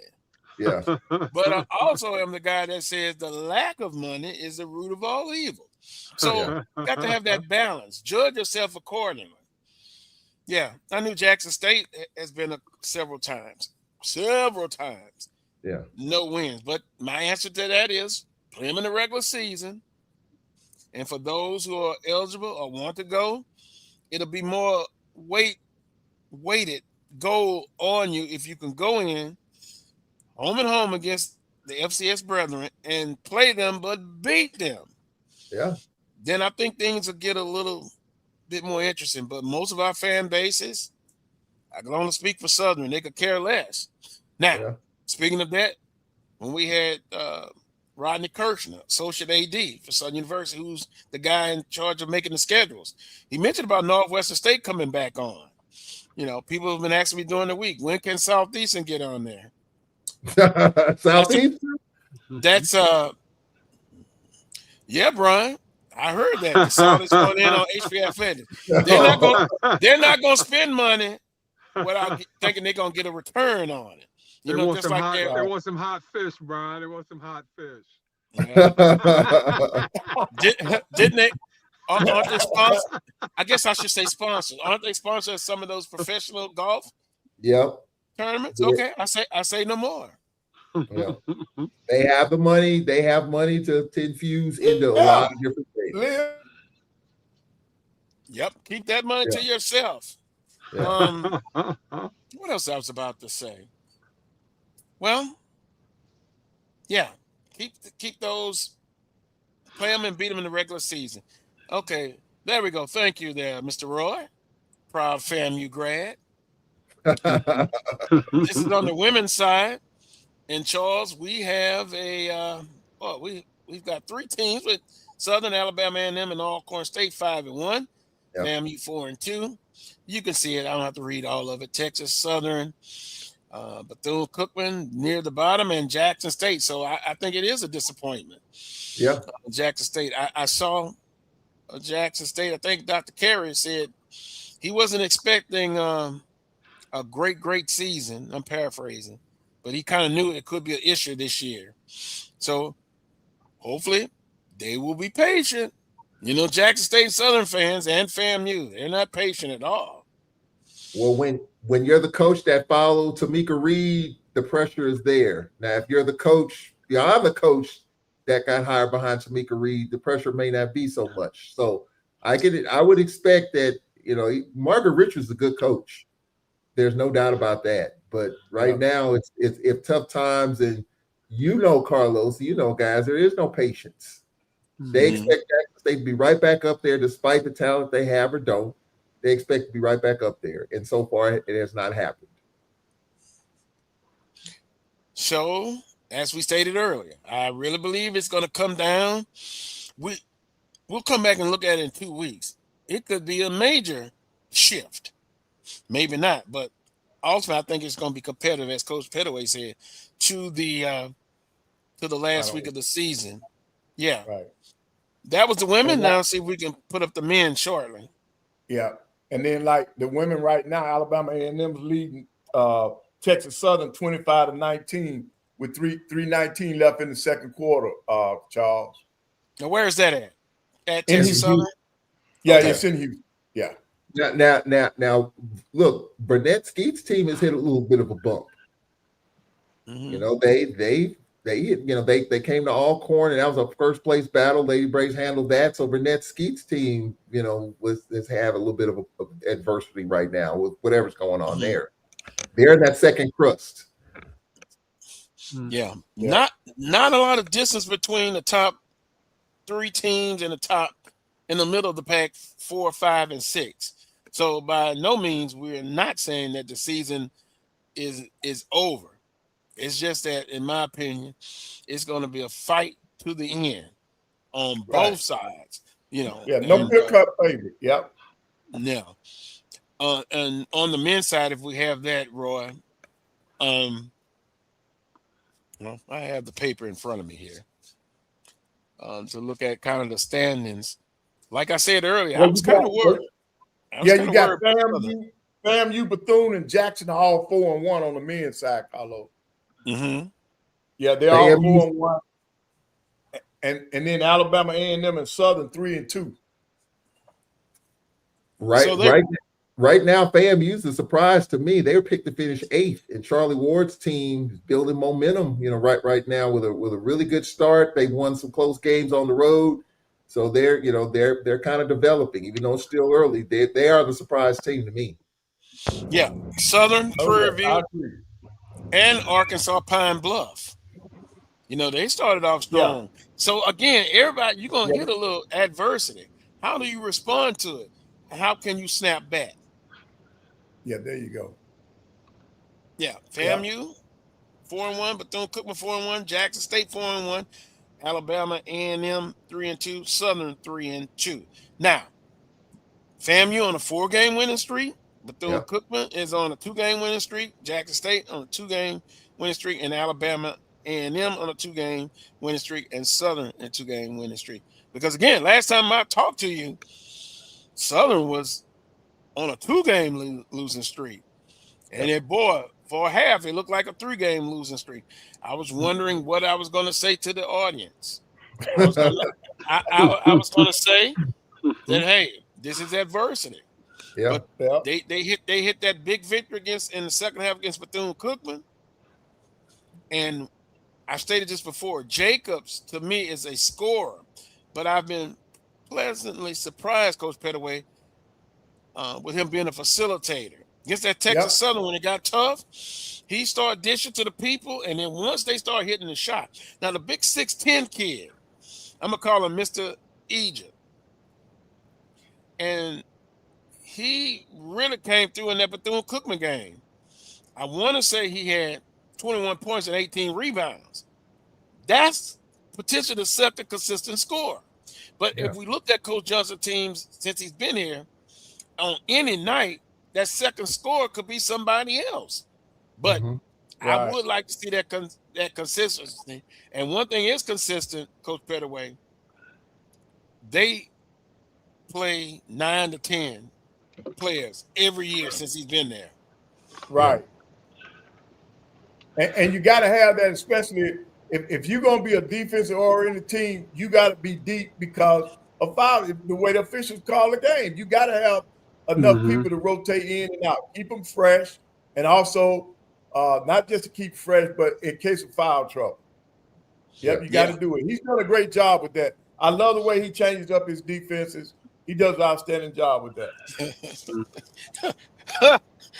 My cousin said if she has to watch one more time of you complaining about the third official, I'll see you in the holidays. Over food. Oh, that's a threat by my cousin. Well, guess what? I'm gonna tone it down, but I'm still gonna complain. But anyway, someone said that it should have put "it doesn't matter" right in the poll, and maybe we'll pull that up. It's 1:00 Central Standard Time, so we started late, so we got about 15 more minutes. So I got to head to the arena. If we ended on time, I'd be able to stick around. But I got to head to this hostile environment we're gonna run into. Because he got game today. Yep. Well, guess what? All right, Charles. We understand. I will say this quickly about FAMU. I'm giving kudos to the athletic administration. They got the best food set up and all of basketball. They got a hell of a setup. down there on the floor. So I am going to say that I'm ready to eat and win 2 games. Go Braves. Wow. You know, some of the people are listening to that. They're gonna make sure you get hash whenever you come back for another basketball game. All right, y'all. Talk to you next week. All right, y'all. All righty. Scholars. Oh, wait, the callers and the rest of the great philosopher, Ken Shaw. SU Dad. Yeah. How soon? Are you talking about all sports? I thought we were talking about basketball, Wheeler. Because that coach that is at Grambling, me and my best friend were last year at the game where Southern beat FAMU by 30 points. It was cricket, remember? Oh, and I felt sorry for him. Now he's a coach at Grambling. But man, Southern spanked him. So no, how can you make that comment? Their daddy. And quoting the great Ken Shaw, that part of the statement is probably the right one, because Ken Shaw is great. He is great. But you lose by 30, Coach Pettaway, and then you upset Southern, which I gave you credit. Then you're gonna make that, and you're gonna make that comment. Shame on you, and you get a demerit. But I'm impressed. A good spread, but a little secret. Charles loves the food no matter where he's at. I've been with him on a broadcast. My hand was hurting at so much service. I went and got food for him. So let's be transparent on that one. All right, Coach Pettaway, help me out. Yes, sir. Let's just kind of quickly get into the games and predictions for this week as I go through my notes. All right, today is Saturday, the 24th, and Jackson State's at Bethune-Cookman. We doing women first. Yeah, we have the women first. Yeah, but they both at the same site. Jackson State. Yeah, but we're doing the women first. Yeah. Okay, at Bethune-Cookman. Bethune-Cookman women, they've had a tough season. So has Jackson State. But I'm going to go. I think Jackson State's going to pull it off. I'm with you. What you say, Willa? I think Jackson State on the women's side. All right. Okay. Unanimous. Then later on in Texas, you got Alabama State at Prairie View. Have they started to play yet? No, they play at 2:00. Okay. Repeat it again. It's Alabama State at Prairie View. I'm almost tempted to go for the upset. Prairie View has struggled. I'm gonna still go with Alabama State.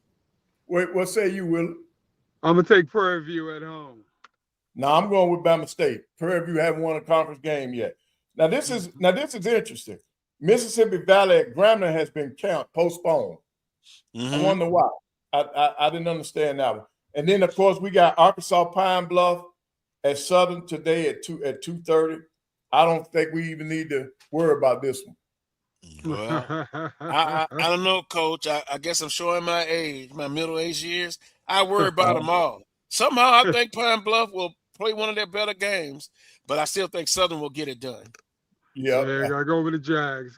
Yeah, I'm glad all the way. And then the last one, the game that's in progress, Alabama A&M is at Texas Southern, and it's almost halftime, and A&M's up by 8. Oh, we're looking good on the Jackson State. They're up over through Cookman.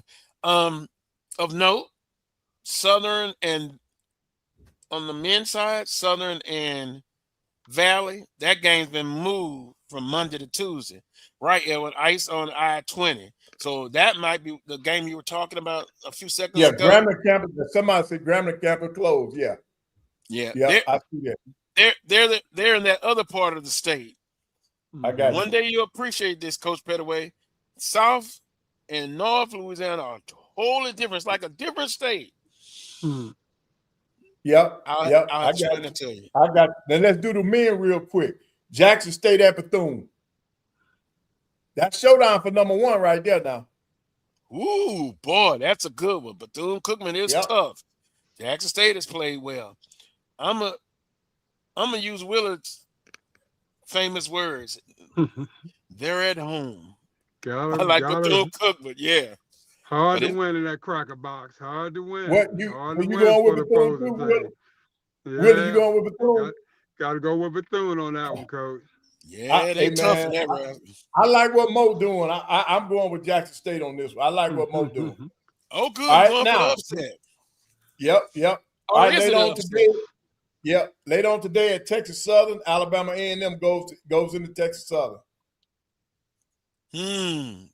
Texas Southern is due for one. They've had it tough. And just throw out that miracle of win. But I'm gonna go with Texas Southern to upset. I'm gonna go with Texas Right. Southern also. What about you, Willie? Texas All right, Southern. I'm gonna stay with my Bulldogs because Dante Jackson has had Coach Jones' number now. So I'm going with it. I'm going with A&M. All right, Alabama State at Prairie View. We ain't talked a lot about Alabama State. They were in the early predictions. They were supposed to be really good, a tough team. Prairie View is hot. Everybody loves the young man who I don't mention by name, but he's been injured. I'm gonna go with Alabama State.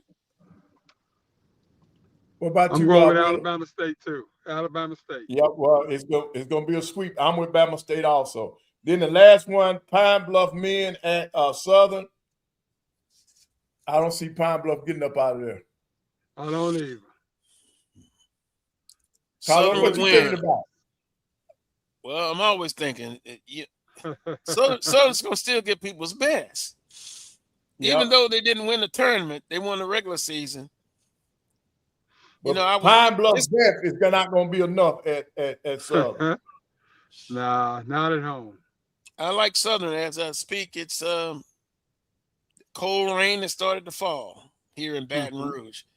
So, Southern will win it, but I think it won't be easy. Put it that way. They'll take care of business in the second half. Now, real quickly on Monday, A&M's at Prairie View. I think A&M gets this one. A&M. Yep, I do too. Alcorn at Bethune-Cookman. Oh, that's gonna be nasty. Bethune-Cookman. Yeah. Gotta go with Bethune. Yeah, I go with Bethune on this one. Then here's a showdown again. Jackson at FAMU. Wow, you would want to say Jackson State wants to split. We're always talking about a split on the road because it's so tough. Yep. Yeah, I'm thinking Jackson. Yeah, I think Jackson gonna pull it off. I think that'll be the split. That'll be the one. That'll be the one that they'll win out of the split. And then, of course, Monday night, also Alabama State will be at Texas Southern. I don't think Johnny gonna let both teams beat him. Well, I had him winning the first one. Texas Southern. I'm gonna go with Texas Southern. Yeah, I got Texas Southern on this one also. And who they playing? Bama State at Texas Southern. I'm gonna go with Alabama State. Yeah. All right, now Carlos, who did you say was moved? The game was moved to Tuesday. Southern and Valley. Yeah. Southern. I mean, Valley won't have nothing for Southern. Yeah, they won't have nothing for Southern. Yeah, but the weather conditions, again, everyone be safe. It's going to start deteriorating as we move on into the day. Now, where I'm at in Baton Rouge, if you're in Jackson, you're in Vicksburg, you're in Alexandria, Shreveport, and Monroe, the biggest threat is going to be ice. Ice is more dangerous than snow. Right. I don't know why they call it black ice because I don't see any black ice. But you can't see it. Yeah, that's why it's called black ice. Yep. Come up with another term for that one. And so we're right on the threshold. They say mostly rain, but then the temperature's going to drop so low. See, for Wheeler, you said what? It was 5 degrees? Yeah. 4? Yeah. 5. That's like minus 40 in Baton Rouge because, Mm-hmm. we'll get down to 20. Last year, we got down to 14 degrees. Then the wind chill factor. So even if it's a lot of rain, will it freeze once the next day? So we're kind of caught right in the middle there. But Huntsville, Jackson, Mississippi, all those areas, it could be up to 2 to 3 inches of ice, and that's deadly. So all that to say, be careful. Yep. I'm going to be in my Very house. I couldn't drive anyway. So I'm just gonna try to heal and get even better. And so next week I can tell you I'm better. That's good. And that's what I hope for. Well, we're gonna claim it. We're gonna claim it. Yes, right. sir. Yes, sir. Want to thank everybody in the chat room. Appreciate you. Again, some of those reached out to me and they said we missed you last week. That was the reason why. Also Roy for stepping in. Melody, she had an issue producing, but she does a great job. We want to thank everybody for that. So we'll end it. We'll end it right here, and I'm gonna enjoy the rest of the afternoon and watch some good basketball. Oh yeah. But now here's another thing. People are asking me why the Southern games are not on SWAC TV like others. I don't know. I don't think the game today, both games are on SWAC 2, but you have Jaguar Vision, which I'm not a member of. I downloaded the app, so I guess I need to swipe that card, and I can see it. If not, I can listen on radio. But someone asked me about that. We saw the schedule before the season started, and Southern's really not on there a whole lot, particularly the women. But they defended champions. Carlos, according to the men's schedule, it's supposed to be on SWAC TV. That's good news today, then. Yeah. Today is wait a minute, I got the wrong. Yeah, no, that's it. The 24th. Pine Bluff at Southern at SWAC TV. Okay. And then Radio 99.3. Yeah, that's Pine Bluffs. Okay, I'm sorry. But I guess the question was, some people thought they would. Let me rephrase it. They thought they would be more. They would have more appearances than what they have. That was their opinion. Right. But just win, baby. Just win. So that was good news. So, how about the women? Same thing, SWAC TV. Oh, let me check here. If you didn't know any better, Willard, you'd think, why is he always interested in Southern? yeah, your women at 2:30 on SWAC TV. Well, guess what then? I'm gonna get my you got a double head on SWAC TV, man. Good. Oh, let me say this. Ossie Clark, he did the Prairie View game. Much shout out to him. Did an awesome job. I was like, I know he's a football analyst. I think he did say he's a coach basketball. He did a bang up job, and he explained it and broke it down. He and PM they go together. They do an awesome job, man. Awesome job. Well, I thank you, and what you continue to do. I think Wheeler. I can bounce off ideas to Wheeler, and guess what? One thing with Wheeler, you're not gonna get it sugar coated. Like I sent him the picture of my knee. He was like, "That's nasty." Yeah, that's a man that's gonna just put it out there. So I appreciate everybody. Thanks. We'll see you next Saturday. I know we will. Next Saturday at 11 a.m. for another edition of the Carlos Brown Show right here on the Black College Sports Network. Until next time, as always, peace and God bless.